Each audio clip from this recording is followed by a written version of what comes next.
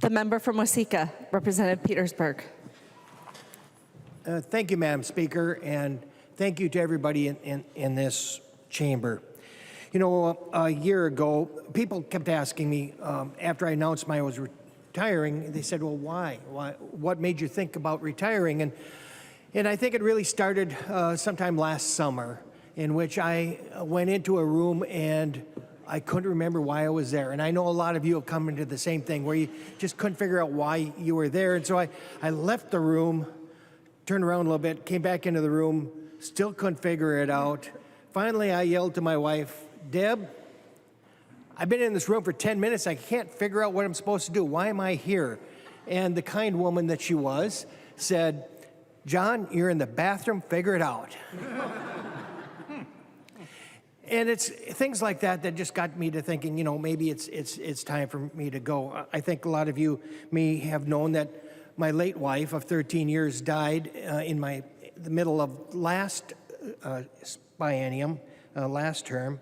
And I've been blessed to be married to another wonderful woman, Deb, who's up there. Thank you, Deb, who we started thinking, you know, what is it we need to do and where we can go from here. And so I determined that it was time for me to go. And, you know, one of the things we've had through my 12 years here, we've had a lot of ups and downs, some highs and some lows. And I'm going to mention one of the lows just because it's so important. That occurred last night. It was very historic. We actually saw a party who has established itself or self-proclaimed itself as the party for the oppressed, who then now has become the oppressor. And that's sad. And it's something that I hope that the cost of that will be, had been understood as well. But that's the past. I would like to talk about the previous 11 and a half years here, because there are a lot of other things that I think are very positive for us. At least I can say that no one, after I said I was going to retire, no one has said, well, I'm glad to see you go, which was kind of nice. You know, it gave me some heartfelt for that. Matter of fact, it's been the opposite. People have said, oh, we're really going to appreciate you. I've had lobbyists, I've had people on the other side actually say that they appreciate all the work that I've done, the fairness that I've always had, the questions that I've asked. I don't know that I've ever asked a gotcha question. It's not that important to me. And so I want to talk a little bit about my philosophy about being a legislator. We talked a lot about, others have done that too, about why and what we do is important. When you first come into this chamber after being elected, it's quite awesome. It's also intimidating. You are learning a lot about what's going on there. And I sat in this chamber and listened to the debates. And as you know, most of the debates between one side of the aisle and the other are quite different. And I got to asking, how in the world can the other side say the things that they're doing? It's just wrong. It's mean. Something's wrong here. And then within weeks after talking with everybody and having interactions with them, I come to the realization nobody is mean. Nobody is saying mean things. They are being truthful to their values, to their core values, to who they are and what they believe in, just as I am doing. And that took down the wall that was developing into realizing, hey, their belief to them is true. It's real. It's real for them, just as it is for us. And it's something that I think we all need to remember, that we have to give people the grace and the love to have their own opinions, and we should expect the same in return. And because of that, it has allowed me to develop friendships, acquaintances from across the aisle and on this side of the aisle. It's allowed me to learn from all of you. What I learned is that whatever bill you want passed, it doesn't get passed by any one person. It gets passed by all of us. And those relationships are what actually causes us to actually get some things through. But I want to mention just a few people that have touched me over the years. I'm going to start with those on the DFL side. Some of you may remember Jean Poppy. She was chair of Ag Policy Committee my first term, and I was on her committee. And I found her to be very gracious and understanding, and a very good legislator all the way around. Paul Marquardt, who is now Commissioner of Revenue and a great tax chair, it was somebody that I really got along very well with. David Dill, who has passed away since I came back. He and I shared something. I don't know if most of you know. He and I both had our gallbladders out the same week. He had his done first, and I had mine done later. I recovered a little bit better than he did. He had some issues with it.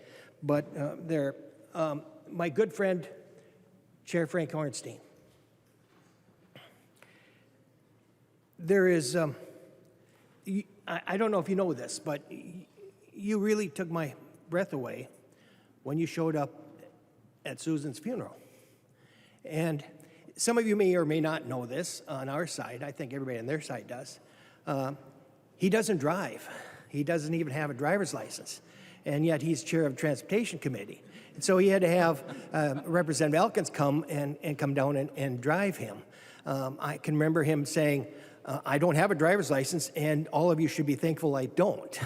So, and I hope I don't take that away from your speech there, but it was very, very personal to me, and I thank you for that. I mean, others are close by, and members of this caucus came as well, but that was very touching, and I do want to say thank you for that.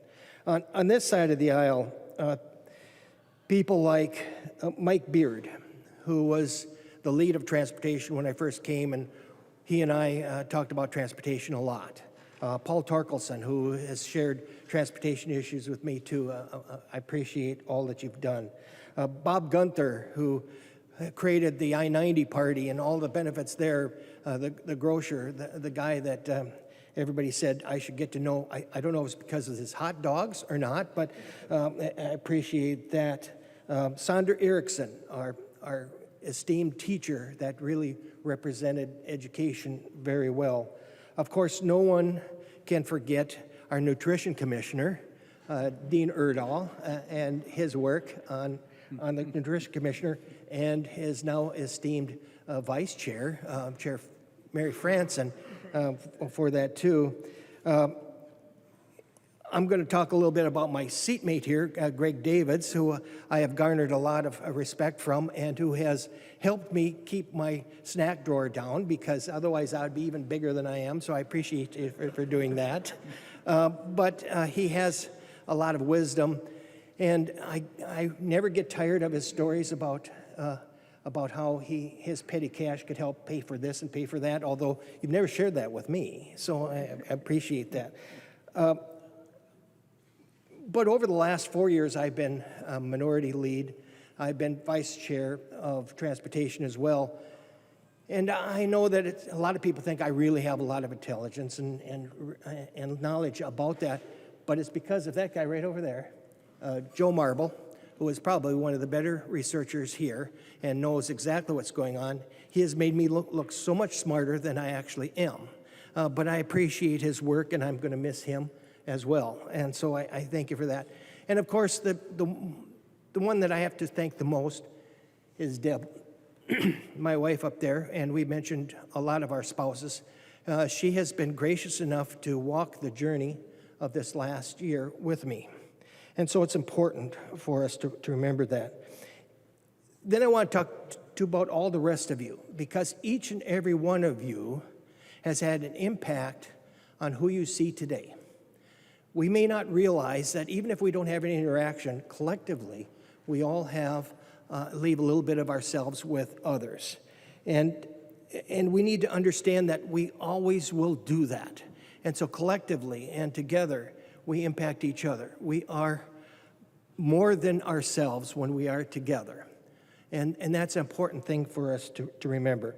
I'm going to leave you with one story about perspective that I think is important for us to kind of keep in mind, and it has to do with the State Highway Patrol one day out there monitoring the traffic, and he saw a car driving along very slowly on a 65-mile-an-hour road, and he knew how dangerous that was. And so he pulled the car over, and as he walked over to the car, here was a car full of senior citizens, and they all looked terrified, like anxious, like they're going on something wrong. And sometimes that happens, he said, when I stop cars. And so he didn't think too much of it, but he knocked on the window, and the lady who was driving rolled down the window, and he said, "Ma'am, do you know that driving too slow is also very dangerous? You really should drive speed limit."